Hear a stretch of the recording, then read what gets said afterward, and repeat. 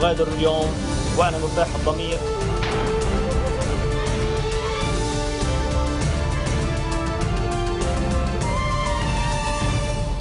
Bonjour à tous et merci de nous rejoindre sur Futur TV pour cette nouvelle édition de la rédaction. Voici les titres de ce journal. Les évêques maronites appellent les responsables libanais à respecter les échéances constitutionnelles afin de préserver la démocratie. Et c'est le flou le plus total sur les intentions des camps politiques qui multiplient les réunions pour s'accorder sur le nom du futur chef du gouvernement. Les députés du 8 mars se sont réunis ce midi chez Nabi Berri. L'aviation syrienne bombarde pour la deuxième fois en moins d'un mois une zone située à la périphérie du village de Harsal dans la Beka. Aucune victime n'est à déplorer. Et à suivre également dans ce journal, 4 nouveaux cas de grippe aviaire ont été enregistrés près de Shanghai. Les victimes sont dans un état critique.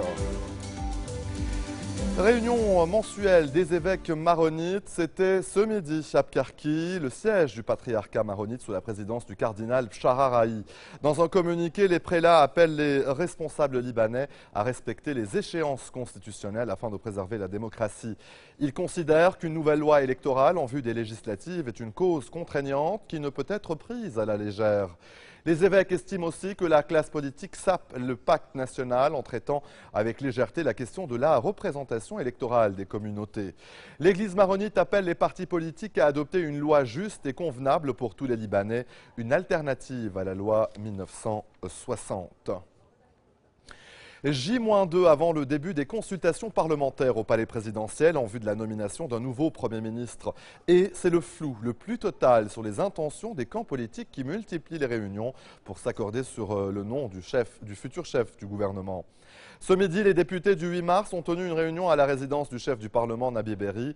Lors d'un point de presse, le leader des Maradas, Sleiman Frangieh, a indiqué que le camp du 8 mars allait conserver son unité politique lors des consultations parlementaires et que la coalition opterait pour un candidat de consensus national. Avec nous en ligne, Georges Salouane, spécialiste de la politique libanaise. Bonsoir, Monsieur Salouane. Bonsoir, M. Berberi. Alors nous sommes, je le disais, à J-2, donc à 48 heures des consultations parlementaires au palais présidentiel et toujours pas de nom qui se dégage de la liste donc, pour diriger le prochain cabinet. Vous savez, M. Berberi, 8 ans presque jour pour jour, le premier gouvernement Mikati a été formé à la suite d'une débâcle, de la débâcle de l'armée syrienne au Liban et pour la tenue des élections législatives. Ainsi qu'à l'aube du printemps libanais. Tandis qu'aujourd'hui, le deuxième gouvernement Mikati démissionne à cause de l'éventuelle tenue de ces élections législatives et à la veille de la débâcle du régime syrien en Syrie.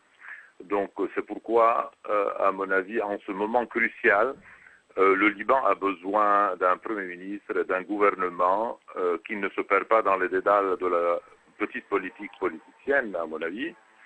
Et il ne devrait pas être incolore, inodore, sans saveur, comme certains le préconisent, mais composé d'hommes courageux, engagés au niveau national et conscients de la mission qui leur incombe, la mission d'instaurer le printemps libanais, mais cette fois-ci en bonne et due forme, par la tenue d'élections législatives libres et représentatives, puisqu'il faudrait bien agir pour en grande politique et pour la reconstruction des institutions libanaises, et dans le respect de la Constitution. Comme l'a souligné d'ailleurs aujourd'hui le Conseil des évêques maronites réunis à Pkarki, les évêques qui appellent les dirigeants libanais à respecter les échéances électorales. Écoutez, la position de l'Assemblée des évêques maronites et le patriarche Sharaï spécialement a toujours été une position franche, claire, précise, honnête, sans tergiversation, vous savez, puisque depuis le début, ils ont exigé des députés de voter une loi représentative, aussi bien aux chrétiens, pour les chrétiens que pour les musulmans, mais toujours à condition de ne pas entraver le principe de vie commune entre les Libanais.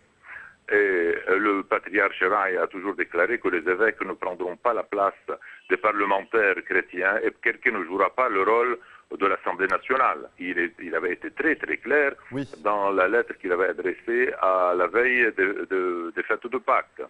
Le rôle de quelqu'un a toujours été de formuler les principes généraux pour la promulgation de cette loi électorale. Et essentiellement la tenue des élections législatives en temps dû, donc avant le 20 juin.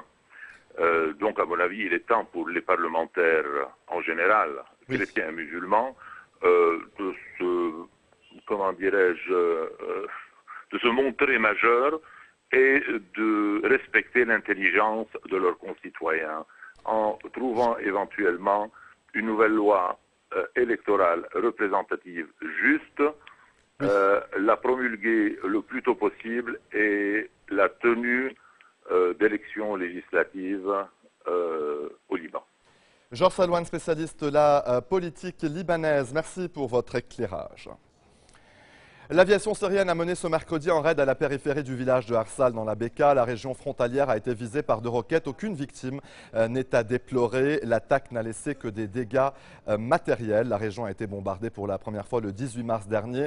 Une attaque condamnée par la présidence de la République qui parle d'une violation inacceptable de la souveraineté libanaise.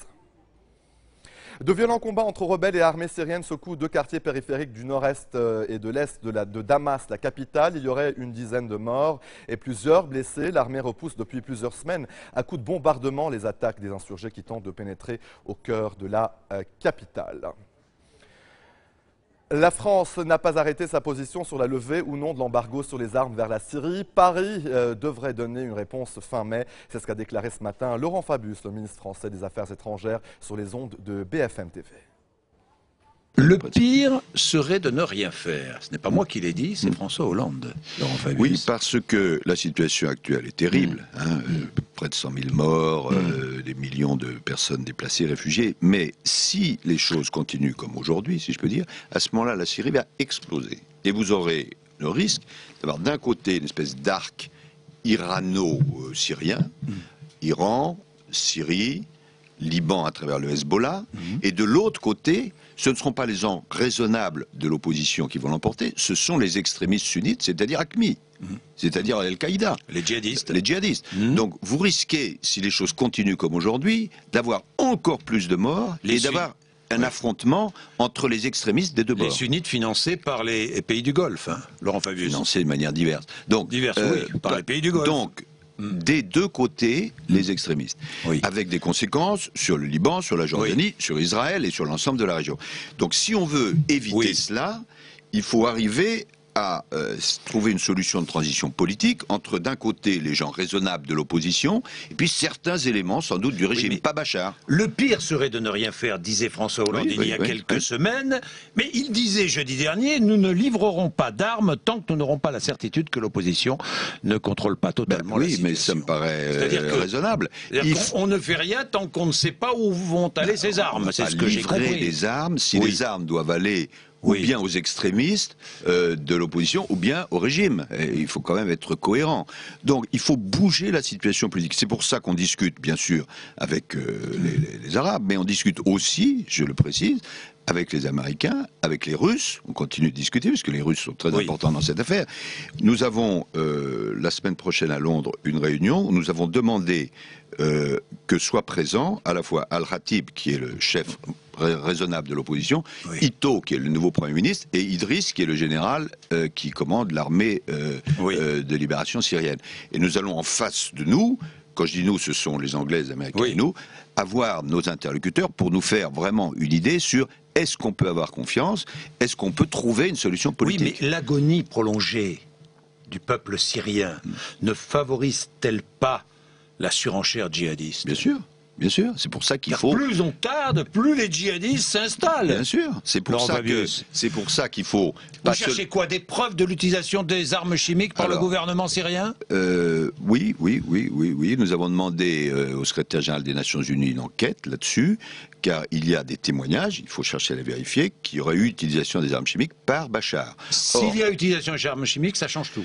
Ça change beaucoup de choses, parce que les armes chimiques sont d'une dangerosité encore plus grande, et parce que tout le monde, y compris les Russes, est d'accord pour dire pas d'utilisation d'armes chimiques là-bas. Donc nous cherchons, nous n'allons pas les inventer, nous cherchons cela, mais pour nous, l'utilisation des armes chimiques est inacceptable. L'objectif, qui n'est pas facile à atteindre, c'est de bouger pour trouver une solution politique. Mais pour trouver une solution politique, il faut que sur le terrain, la situation bouge. Allez, restez des nôtres, on se retrouve après cette très courte pause. A tout de suite.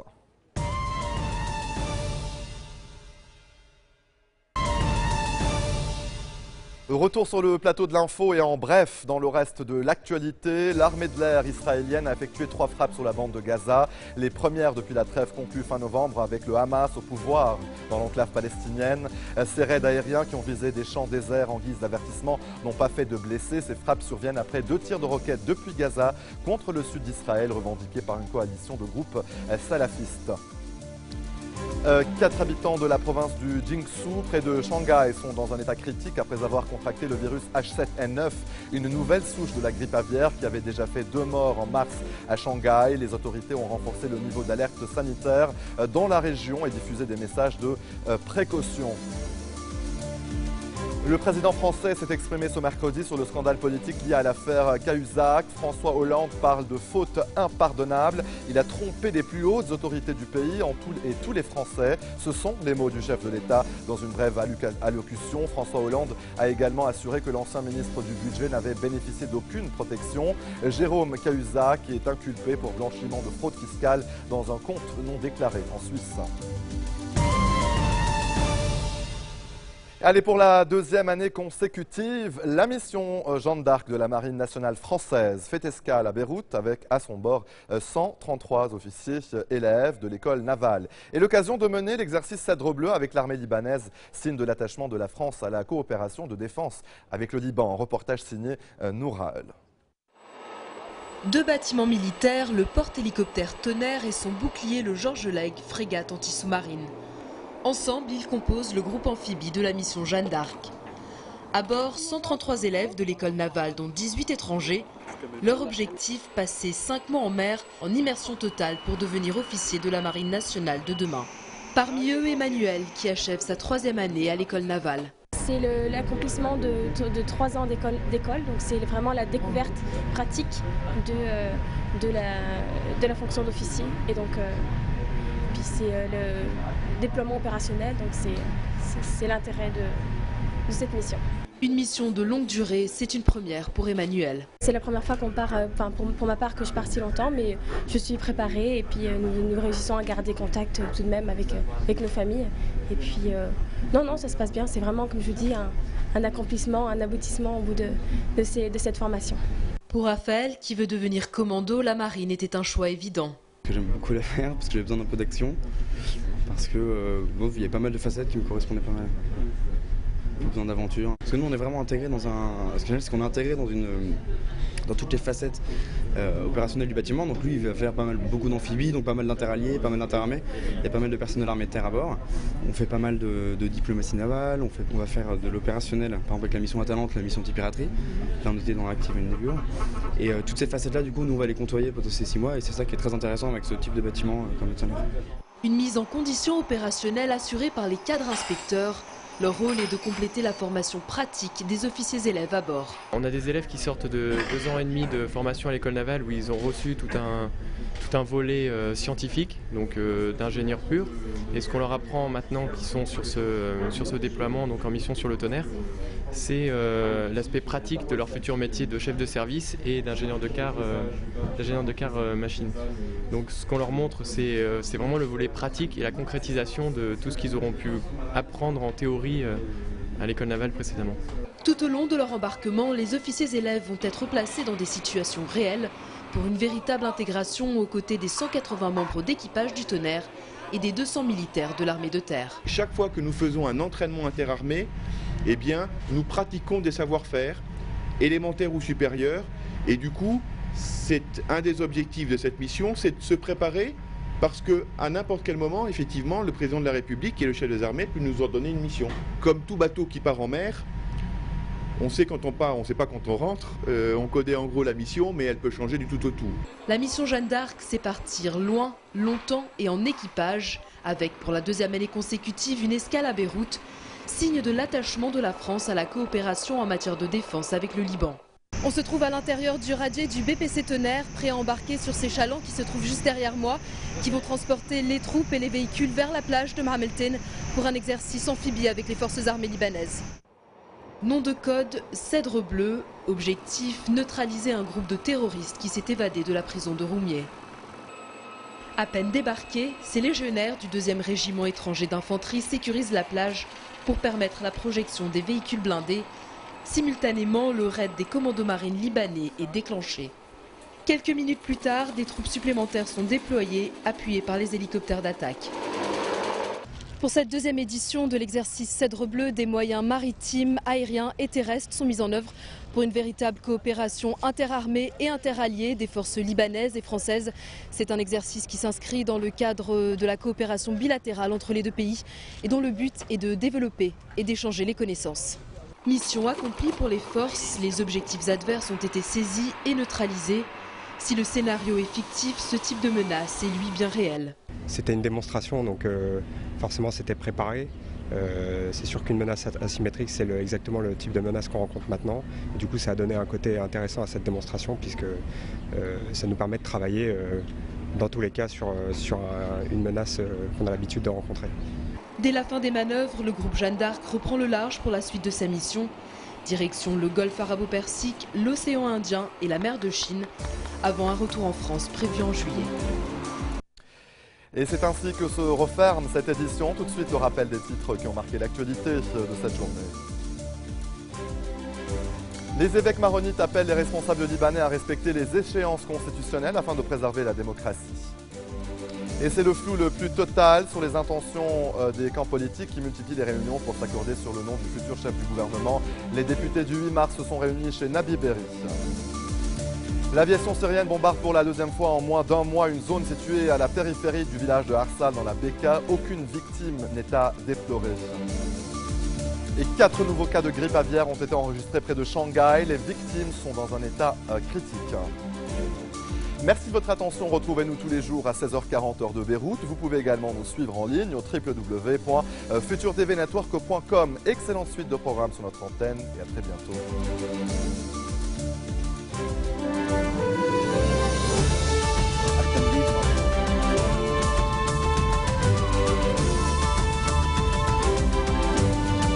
وغادر اليوم وأنا مرتاح الضمير